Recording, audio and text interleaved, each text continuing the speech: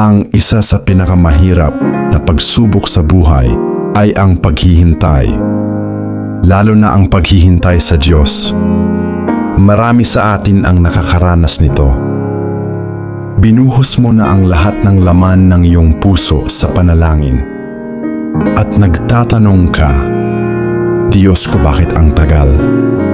Nakikinig ka ba? Nakalimutan mo na ba ako? May pakialam ka pa ba? Nakikita ng Diyos ang bawat luhang pumapatak mula sa iyong mga mata. Naririnig niya ang bawat tahimik mong hiling. Alam niya ang lalim ng iyong pagdurusa, ang sigaw ng iyong puso.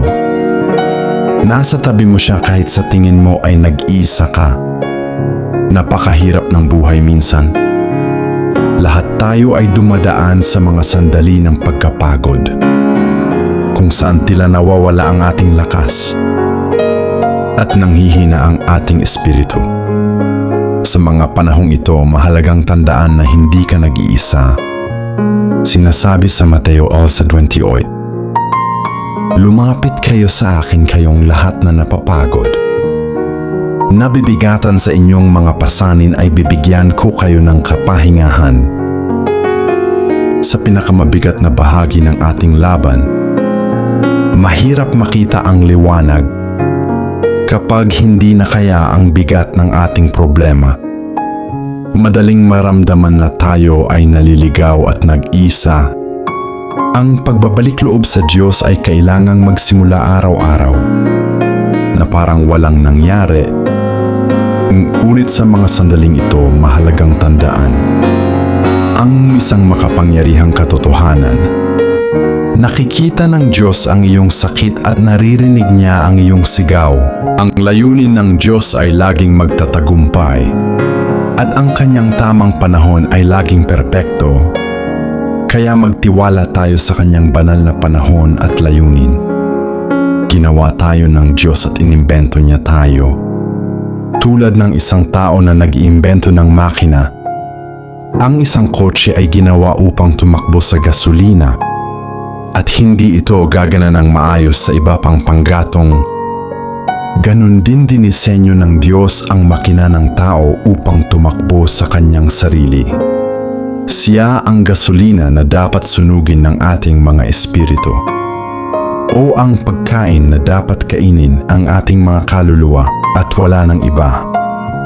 Kaya walang saysay na hilingin sa Diyos na maging masaya tayo sa sarili nating paraan nang hindi nag-aalala tungkol sa relihiyon. Hindi tayo mabibigyan ng Diyos ng kaligayahan at kapayapaan.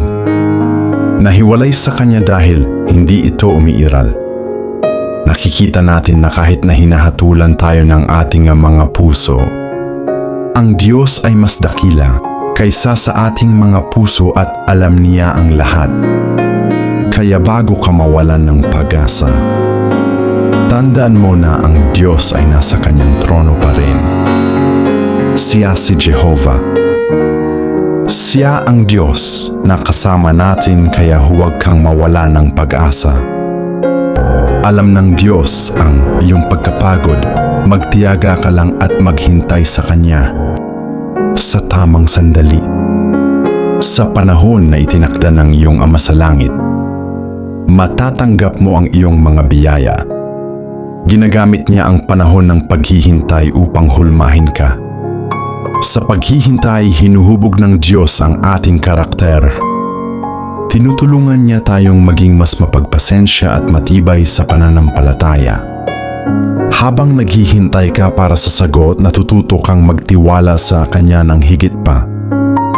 Kahit na hindi mo naunawaan ang Kanyang mga plano, ang panahong ito ay nagdudulot sa atin ng pagtitiwala sa Diyos at hindi sa ating sariling lakas o pag-unawa.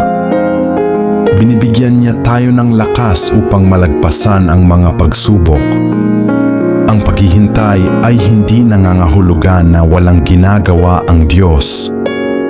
Sa halip, madalas siyang kumikilos sa likod ng mga eksena. Maaring binibigyan ka niya ng lakas at tapang upang harapin ang iyong mga pagsubok. Ang pagtitiwala sa kanyang kapangyarihan ay nagbibigay daan sa kanyang plano na maganap sa ating buhay. Hinahayag niya ang kanyang kalooban sa kanyang sariling oras. Ang Diyos ay may kanyang sariling perpektong oras para sa lahat. May mga bagay na hindi natin lubusang nauunawaan ngayon, pero sa tamang panahon ay ipapaliwanag niya ito. Maaring may mas magandang plano siya kaysa sa ating mga hiniling.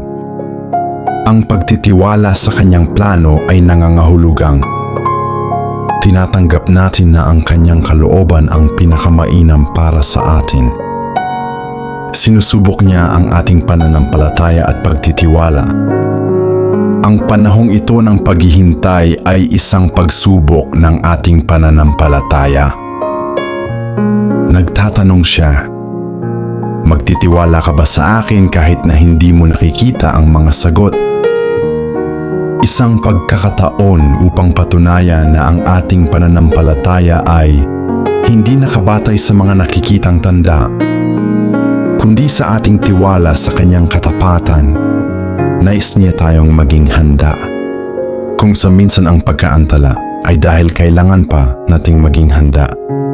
May mga sitwasyon na kailangan nating maging mas matatag, magkaroon ng mas malalim na pag-unawa. Bago natin matanggap ang sagot, hinihintay ng Diyos ang tamang na pagkakataon upang ibigay sa atin ang ating mga kahilingan. Dahil alam niya kung kailan natin ito lubos na mapapahalagahan at magagamit sa kanyang kaluwalhatian. Kaya tandaan, kahit tila tahimik ang Diyos, hindi siya malayo. Patuloy siyang gumagawa sa iyong buhay. Magtiwala sa Kanya at magpatuloy sa pananalangin. Ang Kanyang katahimikan ay hindi kawalan ng pag-ibig, kundi isang bahagi ng Kanyang perpektong plano. Manalangin tayo at taos-pusong magpasalamat sa mahal nating Diyos. Mahal na Diyos, salamat sa lahat. Salamat sa bawat hininga, sa sikat ng araw sa aming balat, sa lupa na aming tinatapakan.